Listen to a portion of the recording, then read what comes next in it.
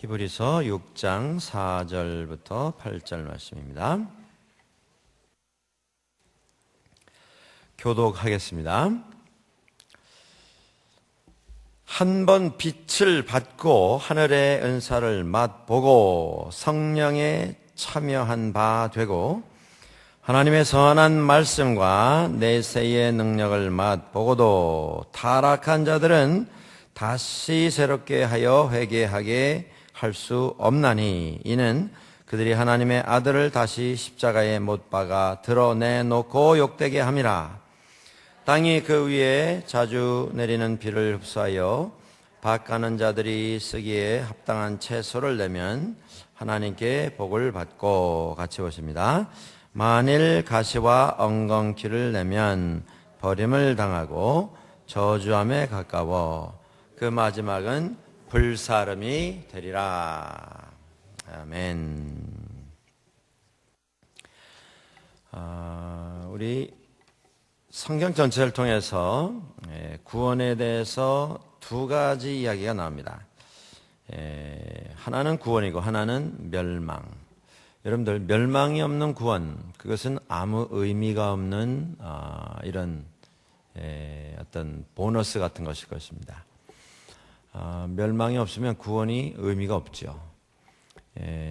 그냥 구원 얻는 것, 그저 뭐 조금 더 인정받고 조금 더 어떤 상급을 얻는 그 정도에 머물게 될 것입니다.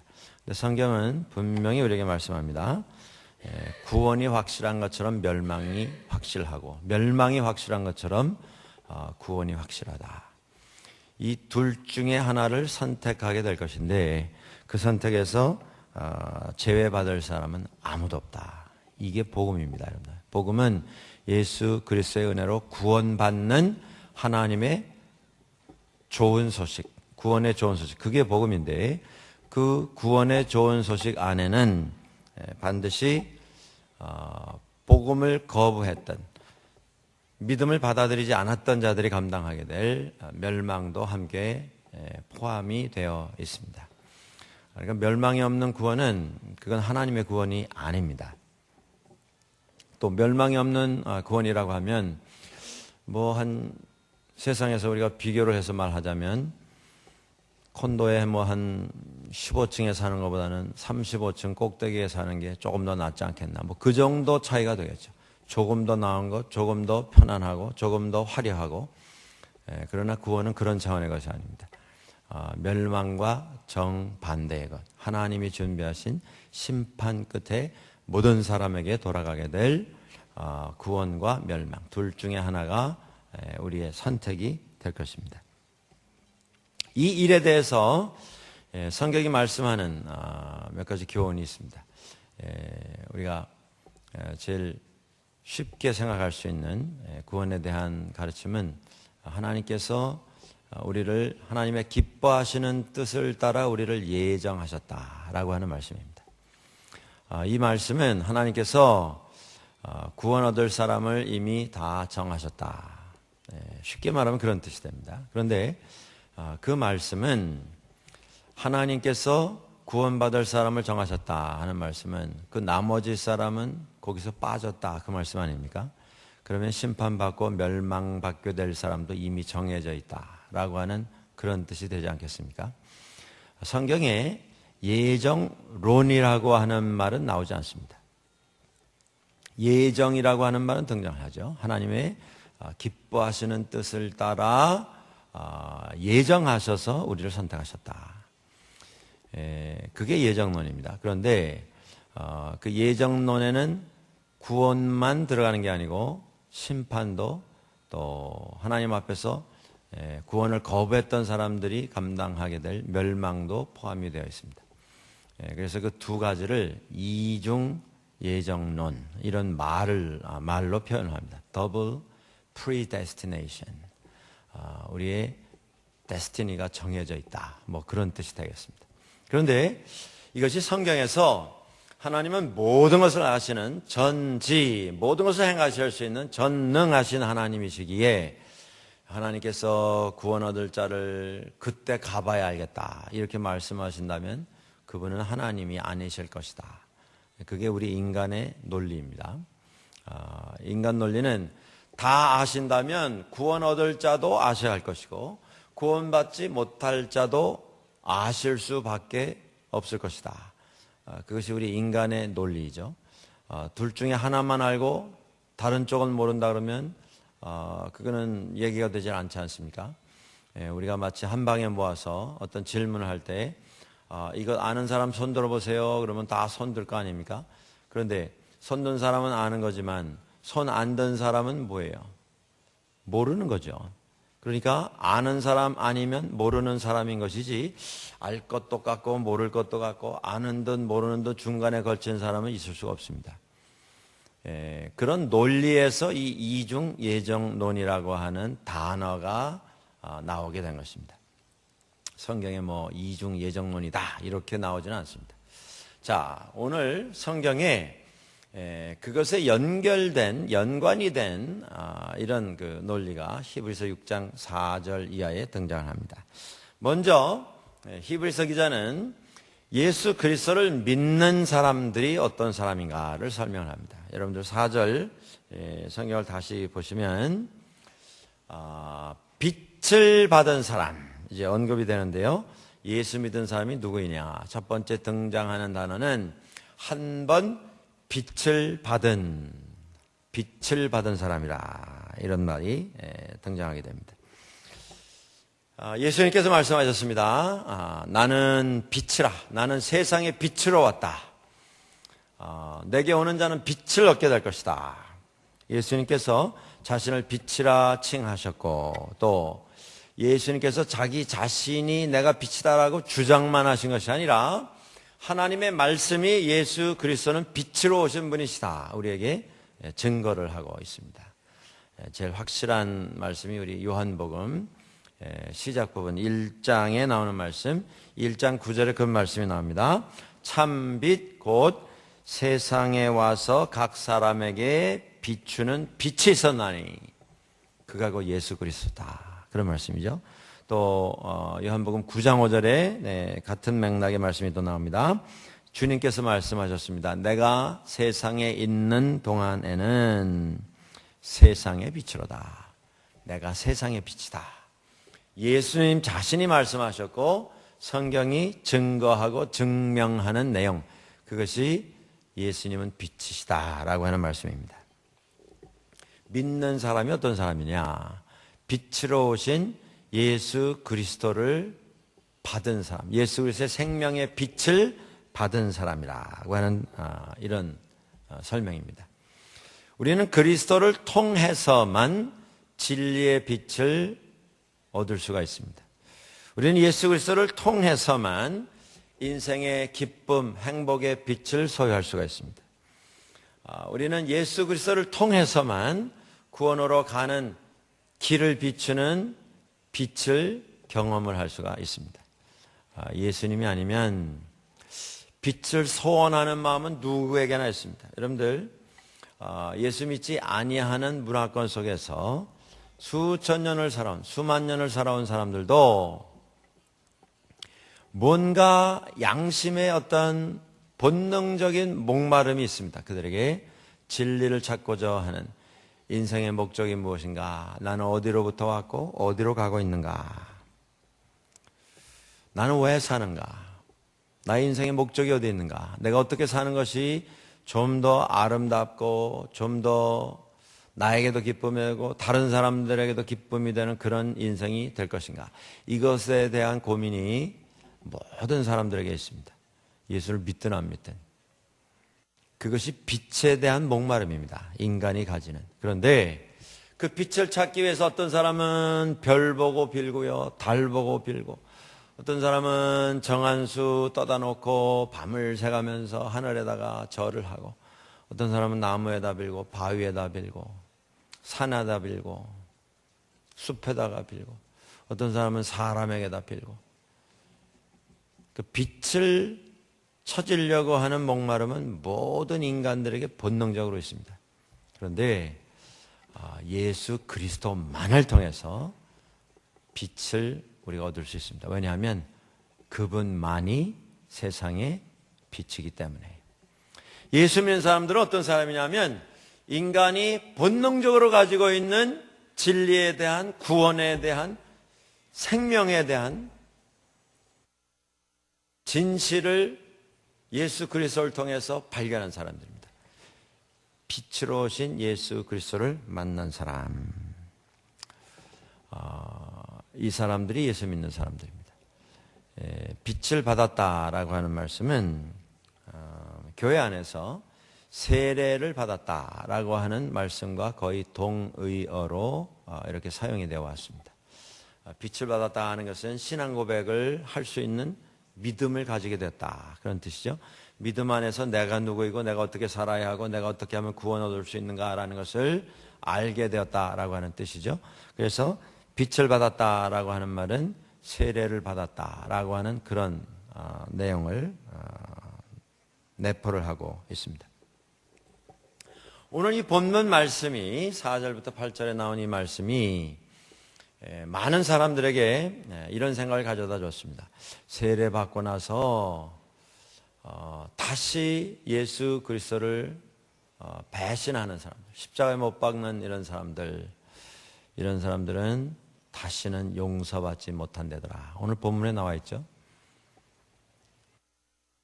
그러니까 세례 받고 죄를 지면 용서받지 못하니까 세례 받고 우리가 죄 지을 시간이 없을 그런 시점에 가서 세례 받는 게 제일 좋겠다. 그래서 죽기 직전까지 세례를 받지 않았던 이런 시기가 있었습니다. 기독교회 안에. 그래서 늙어서 이제 병약해서 거의 세상 떠나기 직전에 막 부르면 이제 그때 뛰어가서 세례를 주는 이런 시기가 있었습니다. 교회 안에. 그 근거가 된 구절이 오늘 히브리서에 나오는 이 구절입니다. 자, 예수 믿는 사람이 어떤 사람이냐? 빛이신 예수 그리스도를 만난 사람들입니다. 생명의 빛인 예수 그리스도의 빛을 받은 사람들입니다. 자, 4절에 나오는 두 번째 단어가 있습니다. 하늘의 은사를 받은 사람들. 믿는 사람들이 누구이냐? 처음에 빛으로 오신 예수 그리스도의 빛을 받은 사람들. 두 번째, 하늘의 은사를 맛본 사람들. 은사라고 하는 것은 하나님께서 우리에게 주시는 은혜의 선물이라고 하는 뜻입니다. 이것은 거저 주시는 선물입니다. 여러분들 선물 받고 돈을 내신 적이 있으십니까? 돈을 내셨으면 그건 선물이 아니죠. 또 어떤 분이 선물을 하시는데 그 받은 분이 자꾸 돈을 지불하시겠다고 하면 선물하신 분의 그 마음이 어떻던가요? 여러분들 그런 경험이 있으십니까? 내가 정말 이분에게 이걸 좀 선물하고 싶어서 준비를 해서 해드렸는데 자꾸 돈 내시겠다 그러면 그 주신 분이 마음이 편치 않죠. 그러니까 누가 이렇게 선물을 정성으로 하시겠거든 그냥 기쁨으로 감사함으로 받으십시오. 그리고 다음에 또 사랑의 선물 하시면 되는 거예요. 또 그분에게 못하면 다른 분에게도 하시면 되는 거예요. 그게 사랑의 행위이지 받은 건 나는 뭐 반드시 갚겠다. 나는 누구에게도 신세를 안 지고 살겠다. 그거 뭐 별로 잘 사는 게 아닙니다. 그렇게 사는 건. 사랑은 감사히 받고 받은 사랑 베풀면 되는 겁니다. 뭐 그분에게 되돌려서 베풀 수도 있으시고 전혀 그분과 상관없는 그 어떤 분에게 우리가 살면서 베풀 수 있다면 그게 사랑입니다. 그래서 사랑이 계속 그 다음 사람에게로 이렇게 흘러서 내려가도록 하는 게 사랑입니다. 자꾸 무슨 뭐 원수 갚듯이 사랑을 반드시 갚아야 할 무슨 신세진 것으로 그렇게 생각하시는 것, 그건 신앙적인 생각이 아닙니다. 그냥 감사히 받으십시오.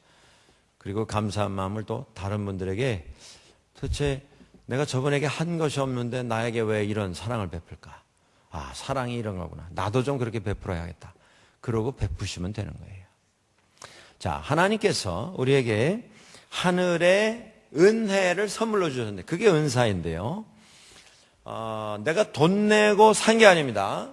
뭘 해서 얻어낸 게 아니에요. 학교에서도 공부 잘하면 상을 주지 않습니까? 장학금도 주고 무슨 뭐 대회에 나가서 1등을 하면 또 상도 주고. 그런데 우리는 하나님의 은혜를 얻기 위해서 한 게 없습니다. 아무것도 없어요. 하나님의 은혜를 뭘 잘해서 얻은 사람은 세상에 아무도 없어요. 그렇게 해서 얻은 것이면 그건 은혜가 아니죠. 하나님의 이러한 은혜를 이미 맛본 사람들. 그러니까 예수 믿는 사람들이 다른 사람들에게 친절하게 섬기는 모습으로 그들을 대해야 하는 이유가 여기에 있습니다. 우리는 이미 다 받은 사람들이에요. 감당할 수 없는 것을 거저받은 사람들입니다. 그러니까 다 퍼줘도 우리가 아깝다라고 말할 자격이 없는 사람들입니다. 죽다가 살아난 사람들이에요. 그러니 뭘 못하겠습니까? 싸울 때 제일 무서운 사람이 누구냐면 죽을 것 겁을 안 내는 사람이랍니다.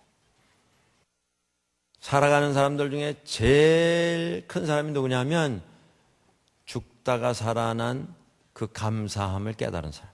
못 줄 게 없어요. 못 할 게 없습니다. 우리는 그런 사람들입니다.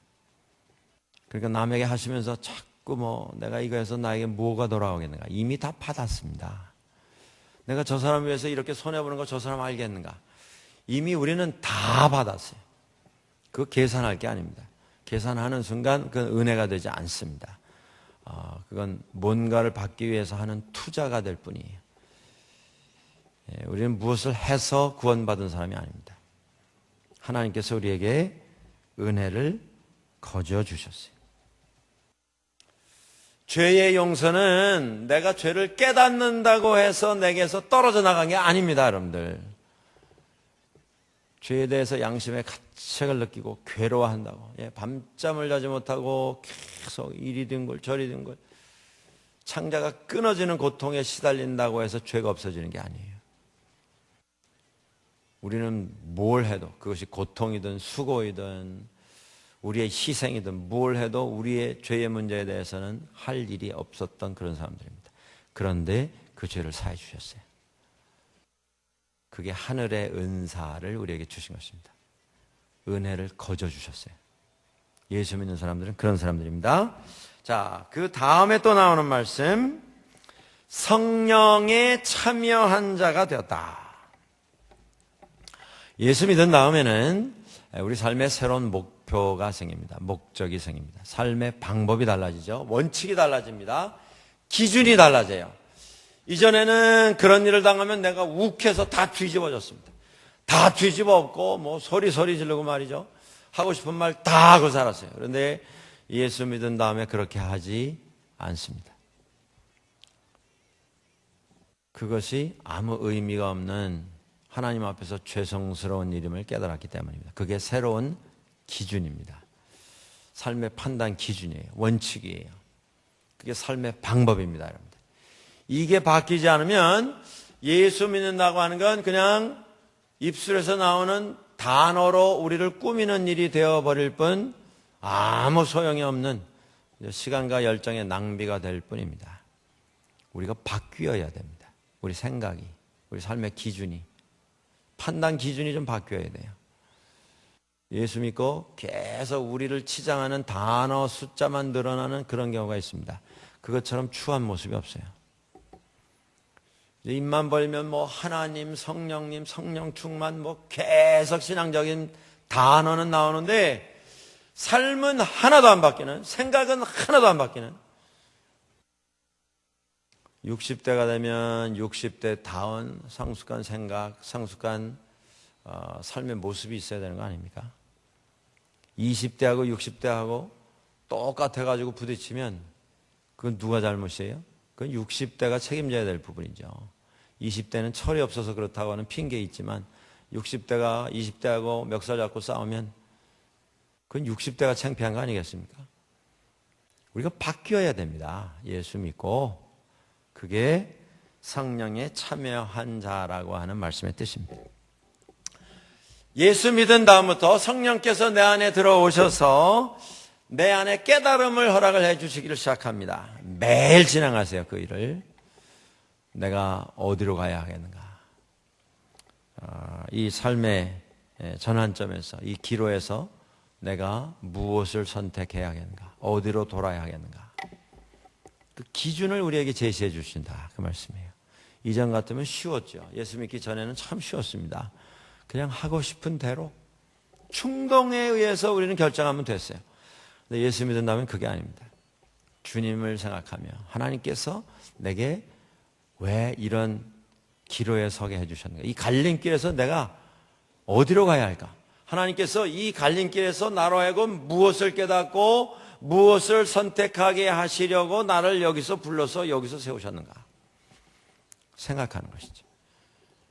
근데 그때 뭐 내가 책 보고 뭐 돌을 닦다가 답을 얻는 게 아니고 성령의 말씀하심에 귀를 기울이며 그 말씀에 순종하는 생활을 하는 것입니다. 그것이 성령에 참여한 자가 된 믿는 사람의 모습입니다. 성령께서 우리의 삶의 방향만 가르쳐 주실 뿐이 아니라 그 방향을 선택할 수 있는 용기도 능력도 함께 주십니다. 우리들이 다 알지만 그걸 행할 수 있는 능력이 따라오지 않는다면 인생은 아마 더 괴로워질 겁니다. 그렇지 않습니까, 여러분들? 예수 믿기 전에는 몰랐어요. 그냥 내가 원하는 대로 충동에 의해서 내가 하고 싶은 말 다 하고 하고 싶은지 다 하고 살면서도 별로 마음에 뭐 가책이나 충격이나 뭐 다들 그러고 사는데 뭐 남자가 그럴 수도 있지 뭐 이러고 살았거든요. 근데 예수 믿고 보니까 그게 다 하나님 앞에 죄송한 일이고 세상에 부끄러운 일이고 내가 그렇게 살면 안 되겠다 하는 깨달음이 오죠. 그런데 깨달음은 오는데 그 새로운 방향과 새로운 목적과 기준을 실천에 옮길 수 있는 능력이나 힘이나 결단력이나 용기나 이것이 같이 오지 않으면 예수 믿기 전보다 예수 믿은 다음에 괴로움만 더해질 겁니다. 양심의 가책만 늘어날 거예요. 예전에는 모르고 사는데 다 아는데 못하니까 성령께서 우리에게 오실 때 깨달음만 주시는 게 아니라 능력도 함께 허락해 주십니다. 용기도 함께 허락해 주십니다. 그것이 성령에 참여한 자가 된 믿는 사람의 모습인 것입니다. 자, 그 다음에 네 번째 나오는 믿는 사람의 모습이 있습니다. 그것은 하나님의 선한 말씀을 맛본 사람.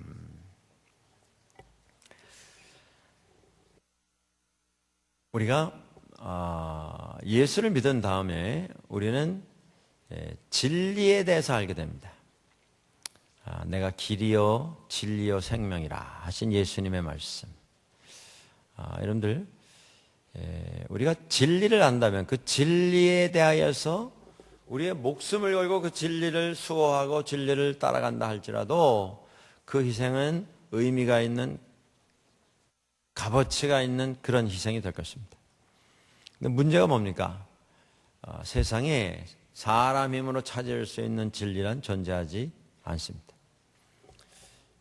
우리가 한국에 참 지난 한 50년 격동기를 지나오지 않았습니까? 전쟁, 그 다음에 기근, 가난, 배고픔. 한국처럼 참 어려운 상황에 섰었던 나라가 세상에 그렇게 많지 않습니다. 그 좁은 땅덩어리에서 동족들끼리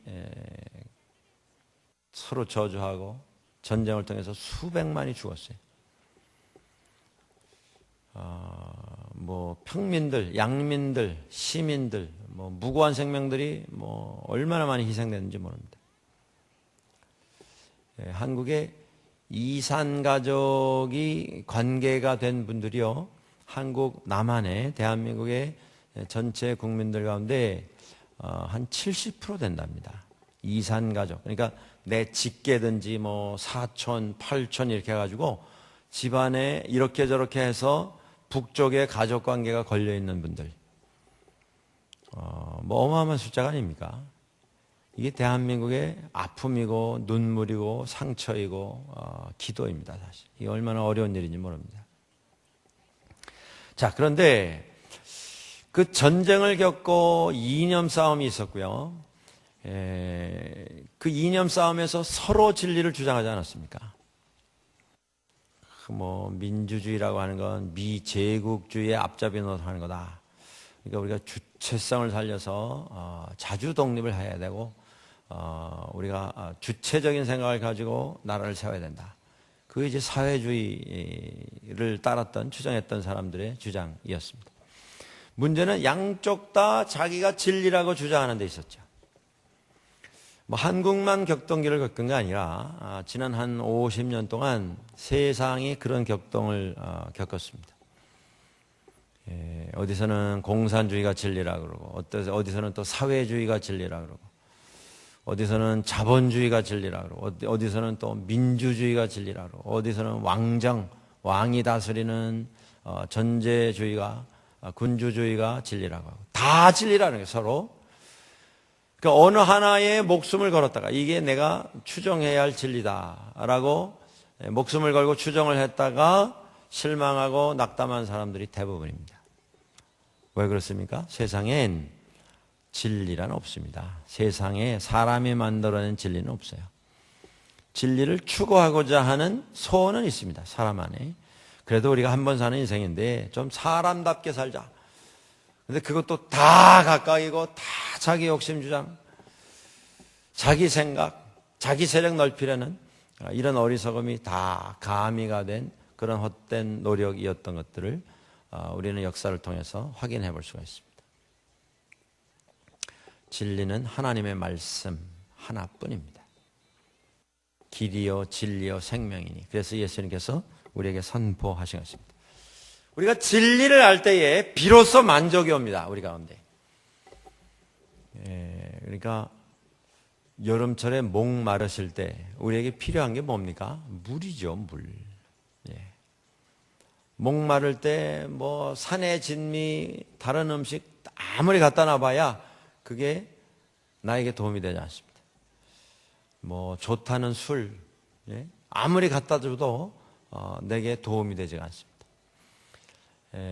영국의 그 첼시라고 하는 축구단이 있습니다. 그 잉글리시 프리미어 리그에 가장 잘 나가는 가장 우승을 많이 하는 최우수 팀이죠. 첼시. 근데 그 첼시 구단주가 뭐 세계에서 갑부 중에 하나죠. 그 사람이 미국 뉴욕에 자가용 비행기를 타고 바람 쐬러 왔습니다. 와가지고 식당에 가서 점심을 먹었어요. 저녁도 아니고 점심을 먹었는데 그 식당 나중에 그 식당 주인이 그걸 이제 공개를 해가지고 알려졌는데 네 사람이 점심을 먹었는데 점심 비리 얼마가 나온지 아십니까, 여러분들? 좀 뭐 비싼 식당에서 먹었어요. 점심입니다, 점심. 네 사람이 36,000불이 나왔어요. 점심 한 끼. 뭘 먹어야 그런 돈을 내고 먹을 수가 있겠습니까? 그래서 뭐 요리를 뭘 먹었나 그 사진을 찍어가지고 올렸더라고요. 컴퓨터에다가.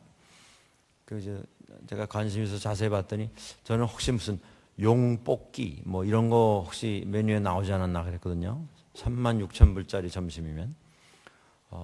그런데 그런 게 아니고 그냥 무슨 스테이크 세먼 조각 뭐 이런 거 먹었어요. 4명이서 먹으면 얼마나 먹겠어요. 그죠? 근데 값이 왜 올라갔냐고 보니까요. 술을 4병인가 시켰어요, 이 사람들이. 근데 한 병에 5,000불, 10,000불짜리 이런 술을 시켰더라고요. 근데 대낮에 남자 넷이 앉아가지고 술을 얼마나 마시겠습니까? 그러니까 그냥 한 잔씩 맛보는 식으로 쫙 먹고는 그 10,000불짜리, 5,000불짜리 그 술병 한 4병을 이제 가야 되잖아요. 점심 다 먹었고. 일어나면서 옆에 테이블한테 실례지만 초면에 대단히 죄송한데 우리가 이거 좋은 술을 이렇게 오더를 했는데 우리가 다 피니시 할 수가 없어서 그러니까 이거 좀 원하시면 마시면 참 좋을 거라고 생각이 돼서 혹시 실례가 아니면 잡수시면 좋겠다고. 그 받은 사람은 뭔지도 모르고 받은 거예요. 와인 시켜가지고 보니까 이렇게 영국 발음 있잖아요. This wine is 이러면서 이렇게 영국 발음으로 하니까 이 관광객인데 아마 촌사람이 모르고 시키고 너무 많이 나와서 놓고 가나 보다. 그러고서 이제 받아 마셨는데 그게 10,000불짜리 와인이에요. 10,000불 한 병에. 뭐 10,000불짜리면 부면 계속 나옵니까? 4잔 부면 끝이에요. 그것을 술 4잔에 10,000불 내고 먹는 게 말이 됩니까? 그렇게 마시는 사람도 있어요, 세상에는. 그런데 10,000불짜리가 아니라 100,000불짜리를 갖다 줘도 목마를 때는 물이 필요한 거지 술 마시고 목마름이 해결이 됩니까? 세상에서 우리가 진리를 찾는데 진리 아닌 것, 뭐 재미, 쾌락, 예? 어떤 명예, 뭐 유명세, 사람들에게 인기가 있는 것 다 가져도 진리를 향한 목마름은 해결이 안 되는 거예요. 해소가 안 되는 겁니다. 하나님의 말씀을 맛본 자. 세상에서 우리가 추구해야 할 진리가 무엇인가? 그걸 깨달아 알게 된 사람이 믿는 사람들입니다. 그러니까 예수 믿는다고 하면서도 헛된 것 쫓아가는 사람, 이거 헛믿는 거예요. 잘못 믿은 거. 아직 믿는 것도 아닙니다. 믿는다고 착각하고 자기가 자기 최면에 걸려서 믿는 걸로 헷갈려서 왔다 갔다 하는 거지. 이건 믿는 게 아니에요. 예수 믿는다고 하면서도 그냥 명예욕, 물질욕, 쾌락, 그거 못 버려가지고 코가 깨어가지고 질질 끌려다니는 사람들, 예수 믿는다고 하면서도 혈기에 그냥 휩싸여져가지고 그저 기회만 되면 이 안에 있는 그냥 불 다 쏟아 놓는데 바쁜 이런 사람들, 이 예수 믿는 사람이 아니에요. 이거는 진리의 맛을 본 사람들은 진리로 인하여 기뻐합니다. 진리가 우리에게 가져다주는 만족을 맛보게 됩니다. 그리고 행복한 삶을 살아갈 수가 있습니다. 이게 참 인생입니다. 이게 인생, 살아갈 만한 가치가 있는 인생이죠. 우리 인간은 진리를 알 때까지는 안식이 없습니다. 목마름이 해결되지 않기 때문에. 다 가져도 진리를 모르면 여전히 우리는 목마를 수밖에 없는 그런 존재입니다. 그게 인간이에요. 근데 그걸 채워주시는 것이 하나님의 말씀입니다. 말씀을 통해서 비로소 우리는 우리가 누구인가를 알고 내가 왜 사는가라는 것을 깨닫고 어떻게 살아야 할 것인가 결단하게 되는 것이죠. 하나님의 선한 말씀을 맛본 사람, 그 사람이 믿는 사람들입니다. 자, 빛을 받은 사람, 하늘의 은사를 맛본 사람, 성령에 참여한 사람, 하나님의 선한 말씀을 맛본 사람. 마지막에 이런 말씀이 나와요. 믿는 사람이 누구냐? 내세의 능력을 맛본 자다. 세상은 두 시간으로 구분이 됩니다. 하나는 현세이고 또 하나는 내세입니다. 이걸 셋으로 쪼개서 뭐 과거, 현재, 미래 이게 아니고요. 두 가지입니다. 현세와 내세. 우리가 살아가는 인생이, 우리가 살아가는 이 세상이 끝나는 날이 있게 됩니다. 하루의 해가 아무리 길어도 밤은 반드시 오게 되어 있습니다. 아무리 건강해도 사람은 세상을 떠납니다. 아무리 부귀영화를 누려도 그 영광이 다 흙으로 돌아갈 날이 찾아오게 되어 있습니다. 그게 인생이고 그게 세상입니다. 이 세상이 영원히 지속될 것 같아도 언젠가 끝이 나는 시간이 오게 되어 있습니다. 그날 The day of the Lord, 주의 날. 그 구약 성경에 하나님의 마지막 심판을 상징하는 말로 등장하는 단어가 이 단어입니다. 주의 날. Lord's Day 하면 그건 주님의 날 해서 주일날이 되고요. 주일이 되고요. 또 Day of the Lord 하면 하나님의 심판의 날을 뜻합니다. 이 세상이 끝이 나고 하나님의 세상이 시작되는 그 순간입니다. 중요한 게 뭐냐면 믿는 사람은 현세에 살면서 내세를 맛보는 생활을 하는 사람이라고 하는 것입니다. 이게 얼마나 신이 나는 그런 내용입니까? 우리가 이 세상에 살고 있지만 우리의 시민권은 이 세상이 아니에요. 하늘나라에 있습니다. 우리의 시민권은. 제가 어릴 때 우리 친구들 가운데 그런 친구들을 본 적이 있습니다. 국민학교 중학교 때 그때만 해도 이제 이민 가는 사람들, 지금도 이민 오시는 분들 있지만, 지금은 뭐 이민 가도 그렇게 무슨 달나라로 이민 가는 것 같이 그렇게 생각은 하시지 않지 않습니까? 또 가시면 올 수 있고, 또 안 오면 찾아갈 수도 있고. 예, 근데 제가 어릴 때만 해도 이민 가는 거는요, 이건 다시는 볼 수 없는 곳으로 가는 것으로 그렇게들 생각했거든요.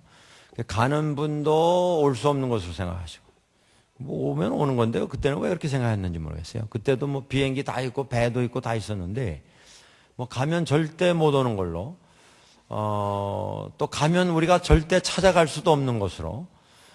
예, 그래서 생각나십니까? 옛날에 김포공항에 그냥 한 가족 네 명 식구 떠나는데 80명씩 나와가지고, 예? 울고 불고 교회에서 오신 분들 저쪽에서 찬송가 부르고 그냥 80명 교인들 다 끌어안고 한 번씩 다 기도하고 다 입 맞추고 울고 완전히 무슨 장례식장에 거행하는 것처럼. 그때 왜 그랬는지 모르겠어요. 그러고도 오실 수도 있고 가실 수도 있는데, 여기서 말씀하는 이 내세에 대한 말씀이 우리에게 큰 위로가 됩니다. 제가 어릴 때 그 친구들 가운데 이민 간다고 하는 친구들이 있었는데, 그 친구들의 특징이 뭐냐면요, 학교에서 공부를 안 해요. 이민 갈 건데 왜 공부하겠어요? 지금 수석 중인데 아마도 요번 여름쯤이면 다 이제 떠나게 될 것 같다. 근데 공부 안 하는 애들은 둘 중에 하나예요. 머리가 진짜 안 좋던지. 그래서 공부 안 하는 거에 대해서 걱정을 안 하는. 공부 안 하는 게 뭔지를 잘 모르는. 공부 안 하면서도 항상 싱글벙글한 사람이 있어요. 진짜 머리가 문제가 있는 이런 아이들이었고, 또 하나는 머리 좋은데 공부 안 하는 애들이 있었어요. 다 알기 때문에. 근데 다 어머니들은 그렇게 생각하시더라고요. 우리 애가 머리는 좋은데 노력을 안 했어. 어머니들한테는 세상에 한 가지 종류의 자식밖에 없어요. 다 머리가 비상한데 노력을 안 해. 그 아무 소용없는 겁니다, 여러분들. 머리 안만 좋아도 노력을 해야죠. 제가 알던 친구들 가운데는 머리도 좋고 다 좋은데 공부를 안 해요. 왜 안 하냐면 이민 간다고. 이민 가기 때문에 걱정을 안 하더라고요. 이민 갈 거기 때문에. 공부 안 해도 걱정을 안 해요. 얼굴이 늘 편하고 여유가 있어요. 여유가 있어요. 우리 믿는 사람들은요, 내세를 이미 예정받은 사람들입니다. 우리의 천국 예약이 이미 끝났어요. 지금 스탠바이 해놓고 대기표 기다리는 거 아니에요. 누가 취소하면 거기 하나 껴들어가는 게 아니에요. 다 확정이 됐어요. 그런데 왜 걱정하십니까? 뭐가 걱정입니까? 이 땅에 살면 사는 동안 하나님 영광 위해서 살면 되는 것이고, 떠나면 하나님 영광에 동참하면 되는 것이에요. 여러분들, 우리가 믿는 사람으로서 이 정도, 이게 최소의 자부심이에요. 긍지이고. 이게 확신에서 오는 평안함입니다. 이 자신감은 있어야 된다, 그 말씀이에요. 믿으면서도 그냥 계속 걱정, 근심, 예? 비가 오면 우리 큰아들, 예? 남학신 장사 이거 잘못되면 어떡하나. 또 해가 나면 우리 작은아들 우산 장사 오늘 망하면 어떡하나. 그냥 걱정을 만들어서 하시는 분들이 있어요. 그렇게 사시면 안 돼요. 이 세상 사는 동안 우리는 다 수고를 하게 될 겁니다. 수고가 없는 곳은 없어요, 세상에는. 부자라고 수고 안 하는 것 같습니까? 어떤 분이 그러시더라고요. 부자가 얼마나 힘든지 아냐고. 제가 부자가 안 돼봐서 모르겠지만 부자도 힘든 겁니다, 여러분들. 세상에 수고하지 않고 사는 곳은 아무 데도 없어요. 그러니까 사는 동안은 수고하는 것입니다. 그리고 그 시간이 다 하면 하나님 나라 가시는 것이에요. 같이 가시는 것이에요. 그 이상의 걱정을 하실 필요가 없어요. 수고할 때 최선을 기울여 하시고, 그리고 우리가 사는 동안 서로에게 유익이 되는, 도움이 되는, 기쁨이 되는 이런 삶을 살면 되는 것입니다. 자, 믿는 사람이 어떤 사람이냐? 오늘을 살면서 내일을 맛본 사람이에요. 현세를 살면서 내세를 이미 맛본 사람들이에요. 그걸 본 사람들이 왜 걱정을 하시냐, 그 말씀이에요. 무서운 심판이 있게 될 것인데 그 심판 끝에 어떻게 될 것이라고 하는 걸 우리는 이미 확정받은 사람들입니다. 영생을 이미 맛을 본 사람들이에요. 하나님의 천국에서 우리가 받게 될 상급을 이미 맛을 본 사람들이에요. 걱정하면 안 된다 그 말씀입니다. 믿는 사람들이 어떤 사람이냐? 빛을 받은 사람들이고 하늘의 은사를 맛본 사람들이고 성령에 참여한 사람들이고 하나님의 선한 말씀을 맛을 본 사람들이고 내세의 능력을 또 맛본 사람들입니다.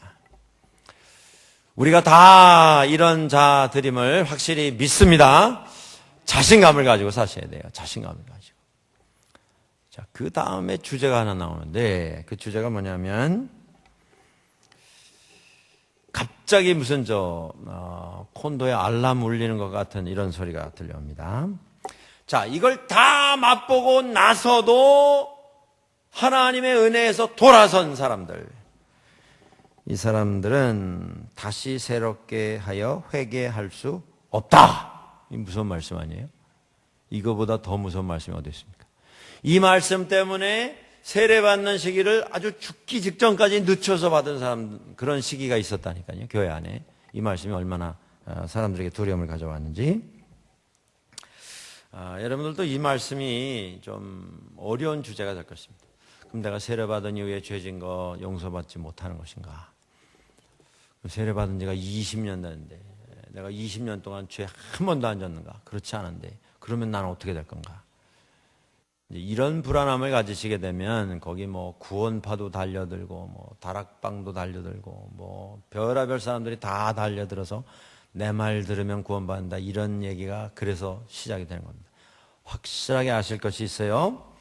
자, 복음을 듣고 나서도 맛을 보고 나서도 받아들이고 나서도 죄를 짓는 사람들은 회개하게 할 수 없다. 이 말씀이 이 히브리서가 쓰여진 배경을 우리가 이해할 필요가 있습니다. 이 말씀은 로마 왕국에서 기독교회가 탄압을 받던 시기에 기록이 된 성경입니다. 탄압을 받을 때에, 핍박을 받을 때에 교회가 가장 상처를 받았던 사건들이 어떤 사건이 있겠습니까? 나는 예수를 믿지 않는다. 나는 예수를 저주한다. 라고 세상에 선포하고 교회를 떠난 사람들. 순교의 현장에서 그리스도를 부인하고 목숨을 건지겠다고 신앙에서 떠난 사람들. 이런 사람들로 하여금 이런 사람들로 말미암아서 교회는 큰 상처를 받았습니다. 그 배경에서 이 말씀이 기록이 된 겁니다. 교회에서 우리가 믿는 사람들 가운데 가장 피해야 할 절대 선택할 수 없는 이 선택이 뭐냐면 그리스도를 부인하는 것. 이건 용서받을 수 없다. 왜냐하면 그리스도를 부인하면 그리스도를 욕되게 하는 것이고 그리스도를 다시 십자가에 못 박는 행위가 되기 때문에 이런 일은 다시 회개할 수 없다. 여러분들 기독교회가 대략 한 이제 2000년이 되었습니다. 예루살렘 교회로부터. 근데 우리가 기억해야 할 중요한 사실이 있습니다. 지난 2000년 동안 어느 시대에도 교회가 핍박과 환난에서 자유로웠던 시기가 없었습니다. 지금 우리가 살고 있는 2014년은 그래도 세상에 상식이 좀 통하는 듯한, 상식이 그래도 사람들에게서 존중을 받는 듯한, 공평과 자유와 평화를 갈구하고 그것을 추구하는 사람들이 더 많아진 듯한 이런 세상이 아닙니까? 그런데도 불구하고 지금 21세기 2014년 9월 17일 오늘 현재 아직도 핍박받는 교회가 있습니다. 믿기 때문에 총 맞아 죽고, 믿기 때문에 교회에서 예배 드리는데 폭탄이 터져서 죽고, 총을 쏴서 죽이고, 로켓 폭탄이 날아와서 죽고, 사람을 가둬놓고 불을 질러서 살해를 하는 이런 일들로 말미암아 고생을 하는 분들이 오늘 아직도 있습니다. 지난 2000년 동안 교회가 핍박과 억압과 탄압에서 완전히 자유로웠던 시기는 한 번도 없었어요. 지구상 어느 곳에서는 항상 교회는 핍박의 대상이 되어 왔었습니다. 이런 시기에 지금부터 한 2000년 전이죠. 지금 이 히브리서가 쓰여진 교회 초기에 얼마나 이것이 절실한 문제였는지 모릅니다. 심각한 문제였는지 모릅니다. 그런 것에 대한 경종을 울리는 말씀으로 오늘 이 말씀이 선포가 되고 있습니다. 자, 인간에게는 불가능할 수 있어요. 그러나 하나님에게는 가능한 것이죠. 인간의 생각으로는 용서가 되지 않지만 하나님께는 그 죄도 하나님께서 받으시고 하나님께서 품으시고 하나님께서 용서하시는 그런 문제인 것입니다. 그런데 이것이 그냥 쉽게 넘어갈 회개하면 다 용서된다더라. 그러니까 우리가 지금 예수 그리스도 부인하고 일단 목숨을 건지고 그 다음에 위기가 지나면 평화가 돌아오면 그때 다시 신앙으로 돌아가면 될 거 아닌가. 그런 나약하고 얄팍한 생각에 대한 경종을 울리는 말씀으로 지금 이 말씀이 선포가 되고 있는 것입니다. 여러분들, 우리 한국교회만 해도 그렇습니다. 이조 시대에 천주교회가 먼저 들어왔어요. 천주교회는 한 200년이 넘습니다. 들어온 지가. 그런데 얼마나 많은 핍박이 있었는지 모릅니다. 천주교회 이조 시대에. 그 가운데는 양반들 가운데서도 예수 믿고 교인이 된 사람들이 있었어요. 궁중에 있는 왕족 가운데에도 예수 믿고 세례받고 교인이 된 사람들도 있었어요. 드러날 때마다 대규모로 탄압을 하고 잡아서 다 목을 쳐서 죽였습니다. 그런데도 교회가 계속 복음이 퍼져나갔었습니다. 개신교회가 들어온 다음에 핍박이 더 심해졌죠. 한국에 이 개신교회가 들어왔을 때는 이제 2조 말입니다. 일본이 한국을 그냥 통째로 강점을 하고자 하는, 그래서 왕도 뭐 자기 맘대로 내려앉히고 왕비를 살해를 하고, 고관 대작들 다 돈으로 구워 삶아서 자기 앞잡이를 삼고 나라를 통째로 삼키는 이 시기에 교회가 막 들어왔습니다. 그러니까 한국 교회는요, 초기부터 탄압이고 초기부터 억압, 핍박, 환란에 시달리면서 시작이 된 교회입니다. 36년간 일제가 강점을 했는데 그때 우리 민족에게 얼마나 많은 고통과 상처를 안겼는지 모릅니다. 그리고 그 문제가 지금 뭐 거의 이제 45년에 해방이 됐으니까 70년 가까워지지 않습니까? 내년이면 이제 해방 70년인데 70년이 지난 지금도 그 상처가 아물지 않고 있어요. 그만큼 이게 힘든 일입니다. 교회에도 이 문제가 큰 상처를 안겼습니다. 신사참배라는 게 있었어요. 일본은 다신을 섬기는 이런 국가입니다. 문화입니다. 신이 뭐 얼마나 많은지 몰라요. 귀신 섬기는 그런 이제 신이죠. 신사를 지어놓고 거기 가서 빕니다. 그래서 한국을 식민지로 삼기 위해서 한국 땅에도 신사를 많이 여기저기다 지어놓고 거기 나와서 이제 고개를 숙여서 절을 하게 했습니다. 황국 시민의 이것은 신성한 의무이자 특권이자 이렇게 가르쳤죠. 그리고 그게 교회로 이제 내려왔습니다.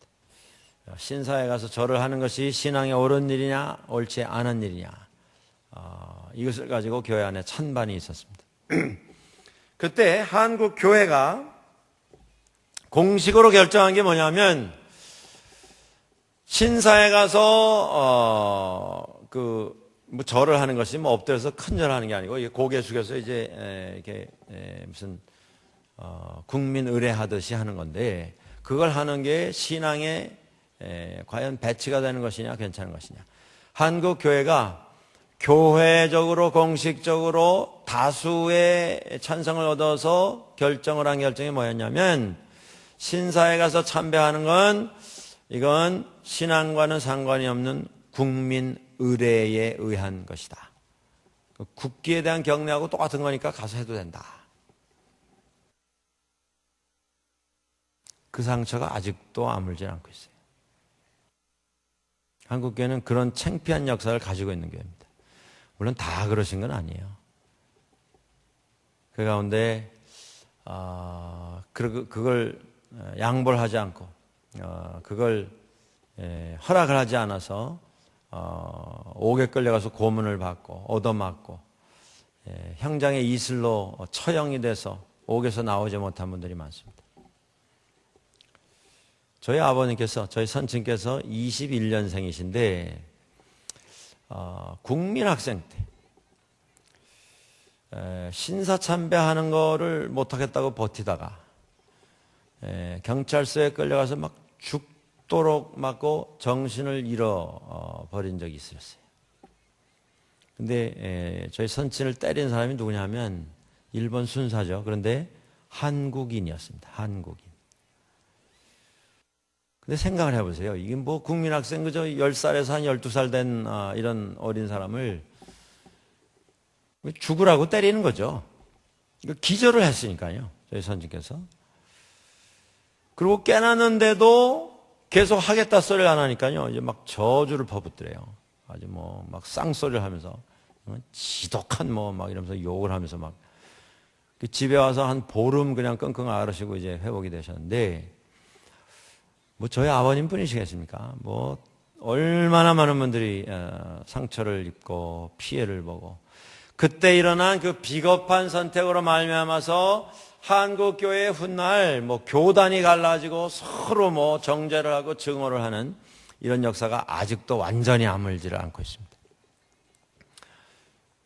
근데 그 뭐 일제 시대가 끝났다고 해서 그 일이 없는 건 아니에요. 오늘도 똑같은 일이 반복이 됩니다. 여러분들 신앙 안에서 이걸 기억하십시오.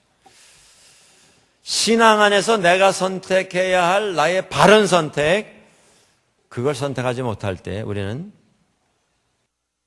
다시 반복해서 예수 그리스도를 십자가에 못 박는 일을 하는 것입니다.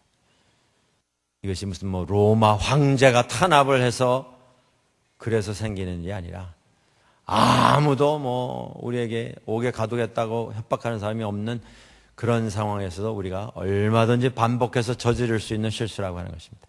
믿음 안에서, 신앙 안에서 정말 그리스도의 사람으로 마땅히 우리가 선택을 해야 할 그 선택을 하지 못한다면